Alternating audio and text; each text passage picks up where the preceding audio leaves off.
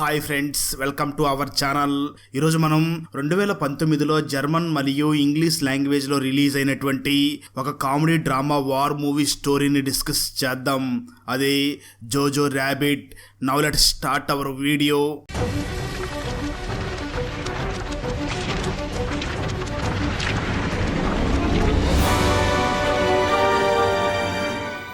Open చేస్తే Jojo అనే ఒక 10 సంవత్సరాల అబ్బాయి హిట్లర్కి పెద్ద ఫ్యాన్. జోజోకి హిట్లర్ కనిపిస్తూ ఉంటాడు, అతనితో మాట్లాడతాడు కూడా. జోజోకి హిట్లర్ ఒక ఇమాజినరీ ఫ్రెండ్. ఒకరోజు జోజో తన ఫ్రెండ్స్తో పాటు హిట్లర్ యూత్ క్యాంప్కి వెళ్తాడు. అక్కడ పిల్లలకి హిట్లర్ ఆఫీసర్స్ ట్రైనింగ్ ఇస్తూ ఉంటారు. జోజో కూడా అక్కడ ట్రైనింగ్ ఇస్తారు. ఆ తర్వాత జోజోని ట్రైనింగ్ లో భాగంగా ఒక ర్యాబిట్ ని చంపమని చెప్తారు. కానీ జోజో మనసు చాలా మంచిది. తను చాలా సాఫ్ట్ అయినందువల్ల ఆ పని చేయలేకపోతాడు. అందువల్ల మిగతా పిల్లలందరూ జోజోని హేళనగా చూసి మాట్లాడుతూ ఉంటారు. అప్పటి నుంచి జోజోని జోజో ర్యాబిట్ అని పిలుస్తూ ఉంటారు. అప్పుడు జోజో అక్కడి నుంచి పారిపోయి కొంచెం దూరం వెళ్ళిపోతాడు. తర్వాత జోజోకి హిట్లర్ కనిపిస్తాడు. అతను జోజోకి ఒక ఇమాజినరీ ఫ్రెండ్. కేవలం హిట్లర్ జోజోకి మాత్రమే కనిపిస్తూ ఉంటాడు. అప్పుడు అతను జోజోని మోటివేట్ చేస్తాడు. నువ్వు చాలా స్ట్రాంగ్ మరియు మంచి పిల్లవాడివి అని అతను మోటివేట్ చేస్తాడు. ఆ తర్వాత జోజో తిరిగి మళ్ళీ ఆ ట్రైనింగ్ దగ్గరికి వెళ్తాడు. అప్పుడు అక్కడ పిల్లలకి గ్రానైట్స్ ని విసిరేయడం నేర్పిస్తూ ఉంటారు. ఆ తర్వాత జోజో ఆఫీసర్ చేతిలో నుంచి గ్రానైట్ ని తీసుకుని విసిరేస్తాడు. నిజానికి జోజోని హిట్లర్ గైడ్ చేస్తూ ఉంటాడు. కానీ ఆ గ్రానైట్ అతని చేతిలో నుంచి ఎగిరి తిరిగి అతని దగ్గరే పడుతుంది. ఆ తర్వాత పేలిపోతుంది. అప్పుడు తను కళ్ళు తెరిచి చూస్తే అతను తన ఇంట్లో ఉంటాడు. ట్రైనింగ్ లో సరిగ్గా పెర్ఫామ్ చేయలేదు అని చాలా నిరాశగా ఉంటాడు. అప్పుడు జోజో వాళ్ళ అమ్మ, నువ్వు బాధపడకు, నువ్వు ఇంకోసారి ట్రైనింగ్ కోసం అకాడమీకి వెళ్ళాలి అనుకుంటే నేను కెప్టెన్ తో మాట్లాడతాను అని చెప్తుంది. ఆ తర్వాత జోజో వాళ్ళ అమ్మ కెప్టెన్ దగ్గరికి వెళ్ళి అతన్ని కన్విన్స్ చేస్తుంది. ఆ తర్వాత కెప్టెన్ మళ్ళీ జోజోని తన ఆర్మీ ట్రైనింగ్ లోకి చేర్చుకుంటాడు. కానీ అతనికి కేవలం పోస్టర్స్ అంటించే పని మాత్రమే ఇస్తాడు. ఎందుకంటే కెప్టెన్ కి జోజో మీద అస్సలు నమ్మకం ఉండదు. అదే రోజు రాత్రి జోజో ఇంట్లో ఉన్నప్పుడు పైనుంచి శబ్దం వినబడుతుంది. అప్పుడు అతనికి అక్కడ ఒక సీక్రెట్ డోర్ కనబడుతుంది. అప్పుడు జోజో ఆ సీక్రెట్ డోర్ లోపలికి వెళ్తాడు. అక్కడ అతనికి ఒక అమ్మాయి కనిపిస్తుంది. ఆ అమ్మాయి పేరు ఎల్సా. ఆ అమ్మాయి ఒక జూయిస్ అమ్మాయి. తననే హిట్లర్ మనుషులు చంపాలి అనుకుంటారు. అప్పుడు ఎల్సా, నేను ఒక జూయిస్ ని, మీ అమ్మనే నన్ను ఇక్కడ పెట్టింది. ఒకవేళ నువ్వు నా గురించి ఎవరికైనా చెప్తే హిట్లర్ ఆర్మీ నిన్ను మీ అమ్మని చంపేస్తుంది అని చెప్పి ఎల్సా తన సీక్రెట్ రూమ్ లోకి వెళ్తుంది. ఆ తర్వాత జోజో పూర్తిగా కన్ఫ్యూజ్ అవుతాడు. వాళ్ళమ్మ ఒక జూయిస్ అమ్మాయికి ఎందుకు హెల్ప్ చేస్తుంది అని కన్ఫ్యూజ్ గా ఉంటాడు. కొంచెం సేపటి తర్వాత వాళ్ళమ్మ అక్కడికి వస్తుంది. అప్పుడు జోజో వాళ్ళ అమ్మని కోప్పడతాడు. కానీ తనకి ఎల్సా గురించి తెలిసిపోయింది అని వాళ్ళ అమ్మకి చెప్పడు. ఆ తర్వాత రోజు జోజో మళ్ళీ ఎల్సా దగ్గరికి వెళ్తాడు. అప్పటి వరకు జోజో ఆర్మీ ఆఫీసర్స్ నోటి నుంచి కేవలం జూయిస్ వాళ్ళని చంపాలి అని విని ఉంటాడు. ఆ తర్వాత జోజో ఎల్సాని చూసి జూయిస్ పీపుల్ చాలా ధైర్యం లేని వారు అని అంటాడు. దానికి ఎల్సాకి కోపం వచ్చి జోజో నోటిని పట్టుకుంటుంది. దాంతో జోజో అక్కడి నుంచి పారిపోతాడు. ఆ రోజు రాత్రి జోజో వాళ్ళ అమ్మతో కలిసి డిన్నర్ చేస్తున్నప్పుడు జోజో చాలా కోపంగా వాళ్ళ అమ్మని చూసి, నాకు నీతో ఉన్నప్పుడు అంత మంచిగా అనిపించదు, నానే నాకు బాగా నచ్చుతాడు అని అంటాడు. నిజానికి జోజో వాళ్ళ నాన్న హిట్లర్ ఆర్మీ తరపున యుద్ధాన్ని చేస్తూ ఉంటాడు. జోజో మాటలు విని వాళ్ళ అమ్మకి చాలా విచిత్రంగా అనిపిస్తుంది. అందువల్ల ఆమె బ్లాక్ కలర్ తో గడ్డం లాగా వేసుకుని వాళ్ళ నాన్న లాగా రెడీ అయ్యి జోజో ముందుకు వచ్చి, నేను యుద్ధానికి వెళ్ళాను, నువ్వు మీ అమ్మని జాగ్రత్తగా చూసుకో అని చెప్తుంది. ఆ తర్వాత జోజోని వాళ్ళ అమ్మ బయటికి తీసుకుని వెళ్తుంది. అక్కడ డాన్స్ చేయమని చెప్తుంది. కానీ జోజో మాత్రం డాన్స్ చేయడు. ఎందుకంటే వాళ్ళ అమ్మ మీద కోపంగా ఉంటాడు. అప్పుడు జోజో వాళ్ళ అమ్మ జోజో కోసం గోడ మీద నిలబడి జోజో కోసం డాన్స్ చేస్తుంది. హిట్లర్ కి నాగసిసి అనే ఒక సైన్యం ఉంటుంది. ఆ సైన్యం జూయిస్ ప్రజలందరినీ చంపేస్తూ ఉంటుంది. కానీ జోజో వాళ్ళ అమ్మ ఈ విషయం తన కొడుక్కి అస్సలు చెప్పదు. ఎందుకంటే పెద్దయిన తర్వాత తప్పు రైటు తనే తెలుసుకుంటాడు అని అనుకుంటుంది. ఆ తర్వాత జోజో ఎల్సాని డైలీ కలవడానికి వెళ్తాడు. నిజానికి ఎల్సా అంటే జోజోకి అస్సలు ఇష్టం ఉండదు. కానీ జోజో జూయిస్ వాళ్ళ గురించి తెలుసుకోవాలి అనుకుంటాడు. ఎల్సాని చాలా క్వశ్చన్స్ అడుగుతాడు. అప్పుడు ఎల్సా, మా ఫ్యామిలీ మొత్తం హిట్లర్ యొక్క నాగసిసి సేన చంపేసింది. నా బాయ్ ఫ్రెండ్ ఇంకా బ్రతికే ఉన్నాడు, అతను యుద్ధంలో ఉన్నాడు, అతను తొందరగా ఇక్కడికి వస్తాడు, నేను శాశ్వతంగా ఇక్కడి నుంచి వెళ్ళిపోతాను అని చెప్తుంది. ఆ తర్వాత జోజోకి తన బాయ్ ఫ్రెండ్ ఫేవరెట్ పొయిట్ గురించి చెప్తుంది. ఆ తర్వాత జోజో లైబ్రరీకి వచ్చి ఆ పొయిట్ యొక్క ఒక బుక్ ని తీసుకుని ఒక పోయం ని పేపర్ లో రాస్తాడు. ఆ తర్వాత ఆ పోయం యొక్క మెసేజ్ ని కూడా చూస్తాడు. ఆ తర్వాత మళ్ళీ ఎల్సా దగ్గరికి వెళ్లి మీ బాయ్ ఫ్రెండ్ నుంచి ఒక లెటర్ వచ్చింది అని చెప్పి తాను రాసిన పోయం ని చదివి వినిపిస్తాడు. ఇది విన్న తర్వాత ఎల్సా తన బాయ్ ఫ్రెండ్ నుంచే లెటర్ వచ్చింది అని నమ్ముతుంది. ఆ తర్వాత ఆ పోయం ఎండింగ్ లో 2 లైన్స్ ఉంటాయి. అవి వినగానే ఎల్సా మనసు విరిగిపోతుంది. ఆ లైన్స్ ఏమిటి అంటే, నేను హిట్లర్ ఆర్మీతో పాటు కలిసి జూయిస్ కి వ్యతిరేకంగా యుద్ధం చేస్తున్నాను అని ఉంటుంది. తన బాయ్ ఫ్రెండ్ జూయిస్ కి వ్యతిరేకంగా హిట్లర్ తో కలిసి పోరాడుతున్నాడు అని తెలిసి చాలా బాధపడుతుంది. ఆ లెటర్లో నిన్ను నేను ప్రేమించడం లేదు, నా కోసం అసలు వెయిట్ చెయ్యకు అని ఉంటుంది. అది విన్న తర్వాత ఎల్సా మనసు విరిగిపోతుంది. జోజో ఎల్సాని అలా చూసి చాలా ఫీల్ అవుతాడు. అందువల్ల బయటికి వెళ్ళి మళ్ళీ ఒక లెటర్ని రాయడం మొదలు పెడతాడు. తర్వాత ఆ లెటర్లో ముందు రాసిన లెటర్లో జోక్గా రాశాను, ఇదే అసలైన లెటర్, నిన్ను నేను ప్రేమిస్తున్నాను, నేను నీ దగ్గరికి ఖచ్చితంగా ఒక రోజు వస్తాను అని రాసి ఉంటుంది. అది చదివిన ఎల్సా చాలా ప్రశాంతంగా ఉంటుంది. ఆ తర్వాత జోజో వాళ్ళ అమ్మతో కలిసి బయట తిరగడానికి వెళ్తాడు. అప్పుడు జోజో ఒక ట్రక్కులో చాలా మంది యుద్ధం నుంచి తిరిగి రావడాన్ని చూస్తాడు. వాళ్ళు చాలా గాయపడి ఉంటారు. వాళ్ళని చూడగానే జోజో చాలా బాధపడతాడు. ఆ తర్వాత జోజో ఎల్సా దగ్గరకు వచ్చి మాట్లాడతాడు. అప్పుడు ఎల్సా అతనికి జూయిస్ వాళ్ళ గురించి చాలా విషయాలు చెప్తుంది.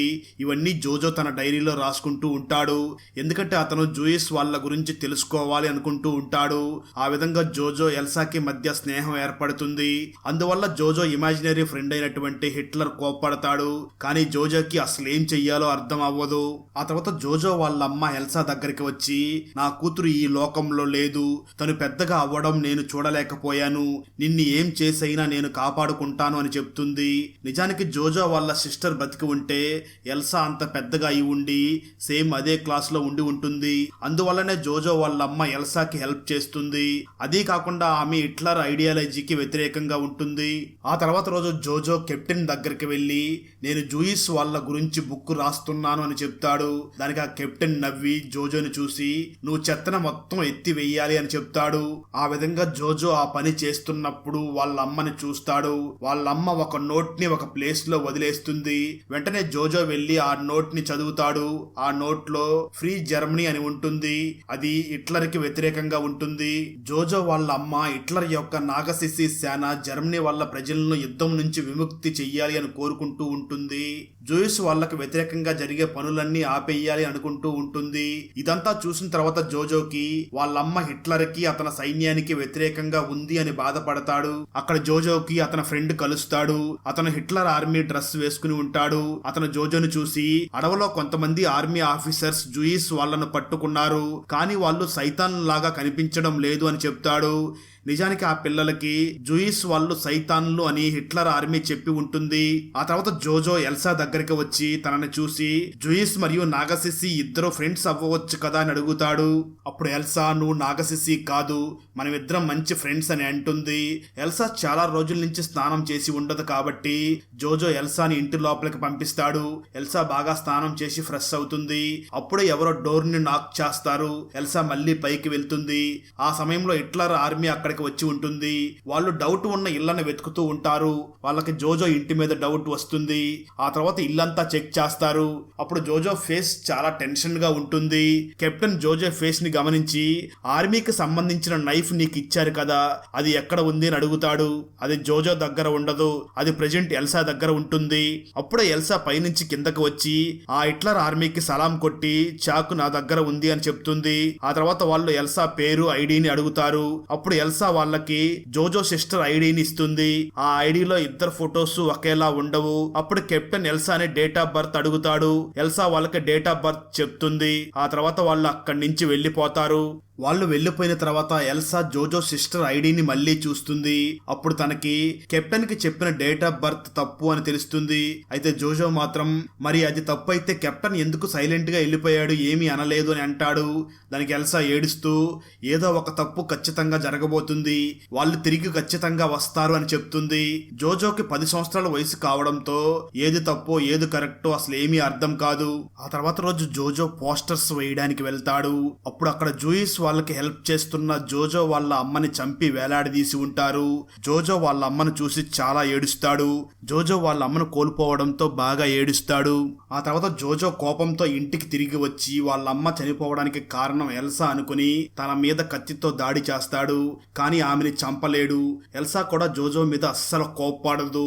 ఎందుకంటే ఇప్పుడు జోజో ఉన్న కండిషన్ ని ఎల్సా అర్థం చేసుకుంటుంది. ఆ తర్వాత ఎల్సా జోజోను చూసి మీ నాన్న కూడా జూయిస్ వాళ్ళకి హెల్ప్ చేయడం కోసమే వెళ్ళాడు, కానీ ఆ విషయం మీ అమ్మ నీకు చెప్పలేదు. ఎందుకంటే నువ్వు నాగశిశి సైన్యాన్ని నమ్ముతున్నావు. అందుకే మీ అమ్మ ఆ నమ్మకాన్ని అసలు పోగొట్టాలి అనుకోలేదు. అందుకే నీకు ఆ విషయం చెప్పలేదు. నువ్వే నీ ఎక్స్పీరియన్స్ తో ఏది తప్పో ఏది కరెక్టో తను తెలుసుకోవాలి అనుకున్నది. అందుకే నువ్వే తప్పేదో కరెక్ట్ ఏదో తెలుసుకోవాలి అని చెప్తుంది ఎల్సా.